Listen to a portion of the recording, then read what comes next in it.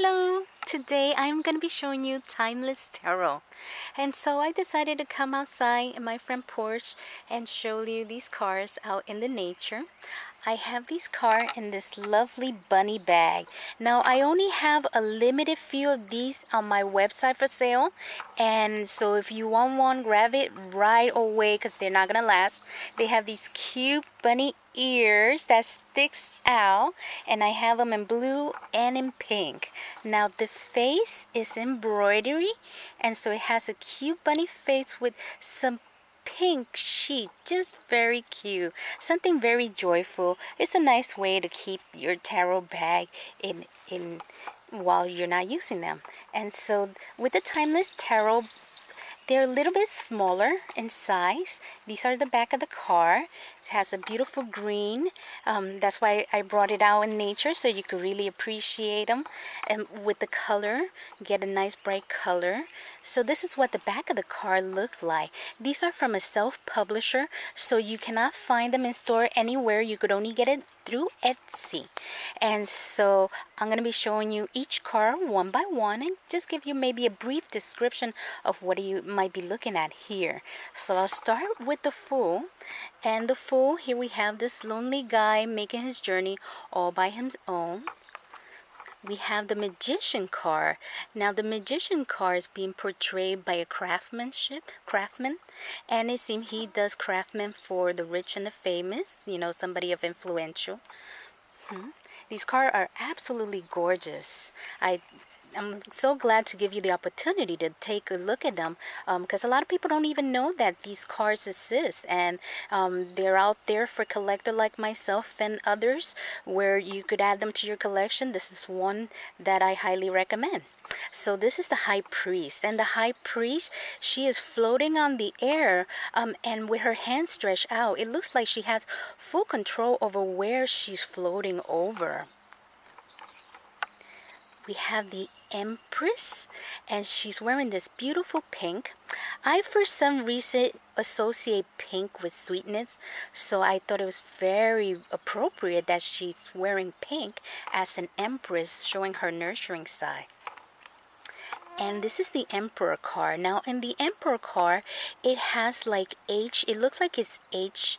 It's probably from a painting that already had some wear and tear, natural aging, and so it is also portrayed in this card. So when you get this card and you see the Empress this way, know that it is not a defect, but the card actually came that way, kind of an old age card. And so we have the Emperor, and he looks like a pope, very much ordinate, dressed in his finest clothes, just beautiful. Now these cards also has a nice tan border. I actually do like border. It accentuates card pretty well. Now the one that you're looking at here is the Hierophant. And in this Hierophant is different than a lot of other Hierophant cards. He almost looked like a beggar, but when I meditated a little bit longer, looked at this card, it dawned on me that he looks like he's about to be doing telling a story. And Hierophant are very much teacher, that's their role, and so being a master storyteller would make perfect sense on why they use this image to portray as the Hierophant. Another detail that I noticed is that there's a key there. So very appropriate that a Hierophant would have a set of key, because he has a lot of good things to say and things that you might need to focus on, and so key will be very appropriate. I'm sorry, you guys, I get a lot of tongue-tied, part of being bilingual. And so now I move on to the Lover card, and I love this image. He almost looked like a Robin Hood, stealing a kiss from her, but she looks like she's being swept away by him and just melting in his arm. Very wonderful image used for the Lover cards here. We have the Chariot, and it's of course portrayed by the two horses. We have your dark horse and the white horse, but what I love about this is that they have what would appear to be an angel crossing their path and actually guiding them. So that's a wonderful image for the Chariot. We have your strength card. And again, with the lion and the young maiden. And I like her vest. It's kind of a floral vest. Just wonderful image that they have used on each and every single of these cards. Timeless Tarot is what it's called. We move on to the Hermit, and he's illuminating a world map. In this case, it's a globe. I apologize. It is a globe. Now the wheel, they actually use a peacock, and the peacock has his full bloom showing his finest of the feather. I thought that was a beautiful portrait for the wheel. A peacock, very unique. We have the Justice card, and she's holding the scale, and on the other hand the sword. Perfect Justice card. The Hangman. Now as the Hangman, they have this young gal on a hammock, and it's perfect because as a hangman always has his feet above the ground. He never have a foothold on the ground. And so this is a nice modern portrait of what a hangman is basically being up in the air. And so this is a much prettier hangman, I must admit. Beautiful.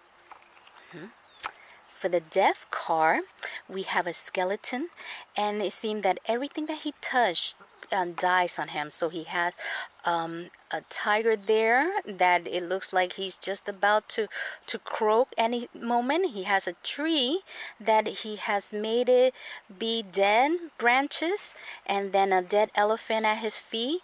And so everything that he touched dies. That's a good dead image there. The Temperance. As the Temperance, we have the lady pouring into the smaller vase. I like that. And it's out in the garden. Just beautiful image. Very, very pleasant. Now the Devil card. For the Devil card, this is really a wonderful trait of what the devil comes from, because it comes from our mouth. And so they have the devil mouth open, and all the people that suffers from what he says or do. And so this is actually the most perfect devil card that I have seen to portray how the devil hold people in bondage by what they say from their mouth. The Tower card. Tower, and so it's up in smoke. Very typical. The Star, and so we have here her sprinkling star over the moon. The Moon, and it's a nice simple moon over the passage. We have the Tower, just like most moon cards. The Sun, and it's portraying a sunset, and she's overlooking the sunset. The Judgment card, and in the Judgment card we have the dead being risen. So I like that this ghost is so illuminated. She's so like a white phantom ghost, and so the dead is being risen. For the World card, this is a little bit different, where we have it's being portrayed by women of all kind ethnicity from around the world. That's a nice way to show the World card. So that is for the Major Arcana. Now I'm going to move on to the Minor Arcana, and I'm going to start here with the Ace of Pentacles. And so we're showing the richness there, some pearls and jewelry lay on the table. The Two of Pentacles, and she's juggling over two baskets that she's carrying over her shoulder. We have the Three of Pentacles, and they're laboring here. They're all working together as in unison to move this big cement block. So they're all coming together to collaborate and work as a team. This is the Four of Pentacles, and in this Four of Pentacles, he's carefully examining his treasure on his table. He has all the treasure where he measures and counts them probably over and over, because he keeps close watch to his treasure and his money. Here we have the Five of Pentacles, and there's two children here that they look like they're begging, you know, kind of in sorrow, kind of down and out. Really cute image there. Very nice cards. So we have the Six of Pentacles, and we have the rich lady giving coins to the beggar. And here in the Seven of Pentacles, we have two ladies, and they're picking from the tree. It looks like a nice tree that has some fruits, so they're picking from the trees. The Eight of Pentacles, and the pot, it looks like he's working on a pottery. So he's carefully skilled and working away there at his table. Now I like this card. This is the Nine of Pentacles, and she looks like she's enjoying her leisure. She has the parrot on her hand, and she's just laid back in a chair, very comfortable, very happy. That's my favorite card. I love every time I get the Nine of Pentacles, because it's like, yes, that means I'm going to enjoy some free time of my own. I'm going to, you know, maybe I'll go shopping that day or something. So something pleasant that's going to happen on that day that I'm just going to enjoy. Then we have the Ten of Pentacles, and it's portrayed by a family portrait there. The whole family, even the dog is included there. Then we have our page, and he's actually catching a fish there. We have our Knight of Pentacles, and even the dog is accompanying him along the journey. We have the Queen of Pentacles, and she's out in nature. Look how beautiful the trees and the leaves, and just beautiful image. Oh, she's dressed in her nice, finest dress. Very pretty with her red hair. And then along comes the King of Pentacles. He almost looked like George Washington there. I'm not sure. Maybe that is George Washington. And he's dressed in his finest clothes also. So those are the Pentacles. Then we're going to move along to the Ace of Swords, and it's portrayed by three swords, so that's the beginner card. The Two of Swords, and the Two of Swords, she's blindfolded, but yet she's listening attentive for guidance there. So he's given her some guidance. He's kind of whispering into her ears probably what she should be doing, guiding her along.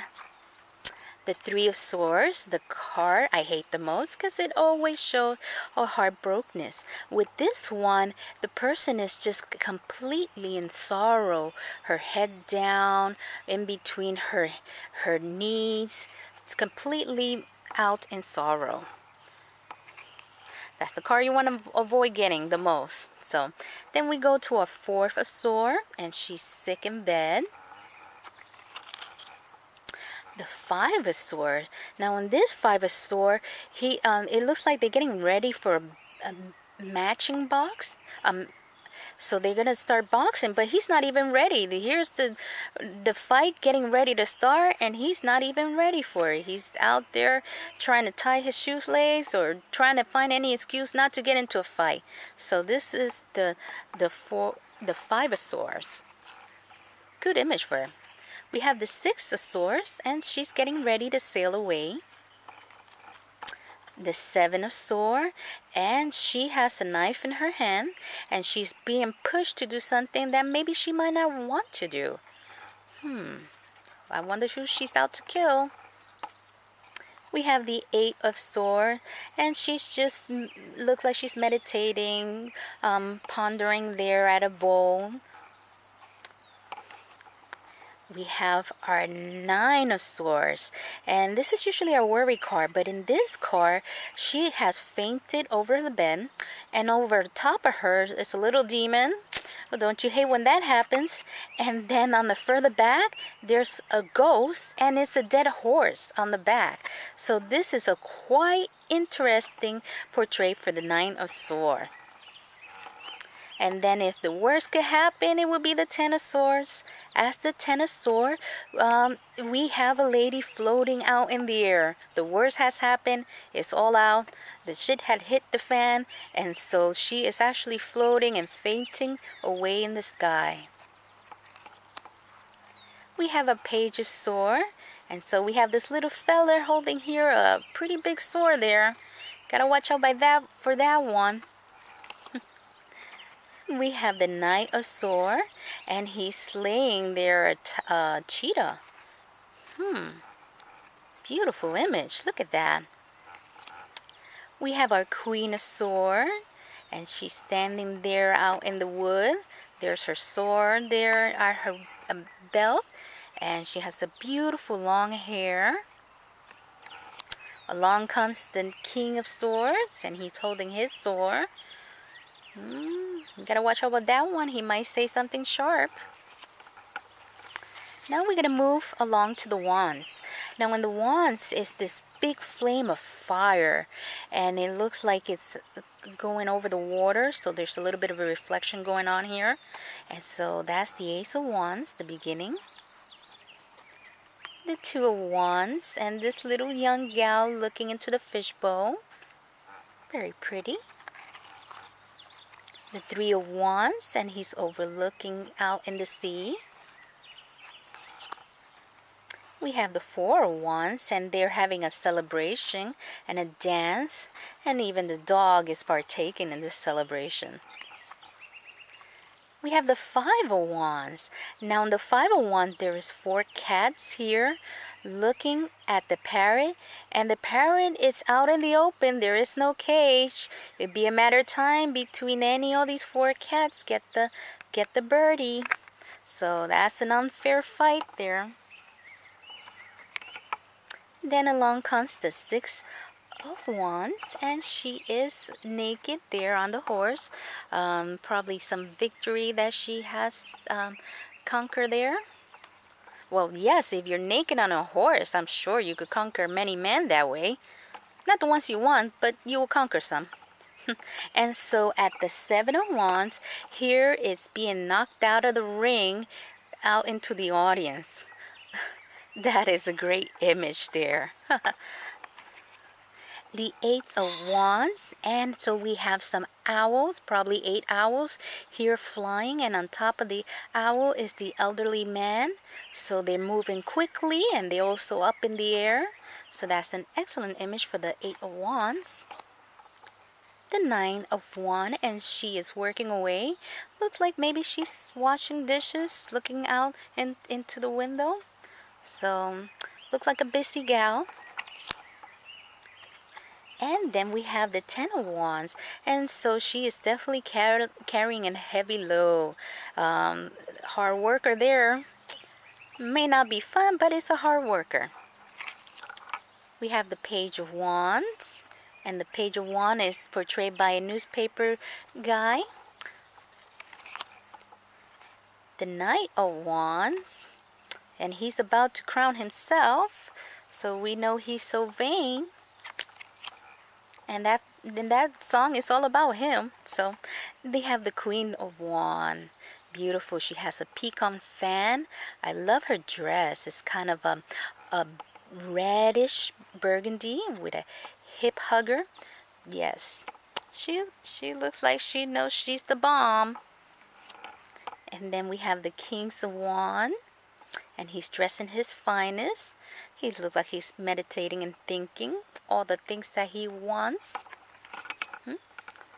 And then we're going to move along to the Ace. The end, we start with the Ace of Cups, and it's your standard fountain or your big cup. The Two of Cups, and it's portrayed by a couple that looks like they just got married, and now they're signing the paper to commit them to a legally binding. So that is a good portrait for the Two of Cups, which is commitment. The Three of Cups, and so we have 3 gals. Look like they're out in the beach clothes, and they're just about to have lots of fun. the Four of Cups, and he looks pretty bored sitting there. The Five of Cups, and she's dressed in black, and she has a wedding dress, so she looks like she's very much in sorrow. Maybe there was a wedding that took place and it didn't take place, or something bad happened there, so she's really sad about it. And the wedding dress is now what she's carrying, but she's not wearing it, so it could not be good to it. Six of Cups, and so he's being comforted even by this little girl and by the dog. The Seven of Cups, and the Seven of Cups, he is looking at a ghost, a female ghost, so he is probably meditating over something that could possibly be or might not be, but whatever it is, it's just a ghost. It's an illusion. It's not for real. For the Eight of Cups, we have her dressed in black, and she looks like she's sneaking away. You little sneak. The Nine of Cups, and he looked like he's just content. He has an empty cup there. He's holding his belly. Just a happy fella who's probably either drunk or ate too much. And the Ten of Cups, and they look like they just recently had a baby, so there's a baby in the crib and a younger one there, so they're a little happy family there also, very content. The Page of Cups, and what a romantic guy holding some pink flower. The Nine of Cups, and she is just throwing herself over this night. The Queen of Cups, beautiful peach dress, and just a lovely image. Oh, look at that. That's not part of the car. That's a little flower leaf that got in the way. And the King of Cups. And so that concludes my showcase of the Timeless Tarot. Thank you for watching.